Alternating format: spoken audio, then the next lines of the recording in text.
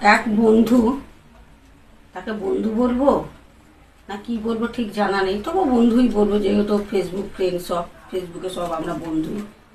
কাল আমি দুটো আমার বিয়ের ছবি পোস্ট করেছি, সেখানে আমাকে কমেন্ট করেছে আগের বিয়ের। তো তাকে আমি বলতে চাই, না বন্ধু, আমার একটাই বিয়ে, আর ওটা একটাই আমার বর, আর ওই বরেরই জন্ম একটা এত বড় মেয়ে, ঠিক আছে? আর আমার মনে হয় আপনি এক এক বছরে এক একটা করে বিয়ে করেন, আর নইলে আমার যে কটা বিয়ে হয়েছে আপনি মনে হয় পুরোহিত ছিলেন। তা বন্ধু, আপনার কাছে যদি কোনো প্রমাণ থাকে আপনি একটু পোস্ট করে দেখান না, যে আমার কটা বিয়ে হয়েছিল, আপনি বিয়েগুলো দিয়েছিলেন, তাই না?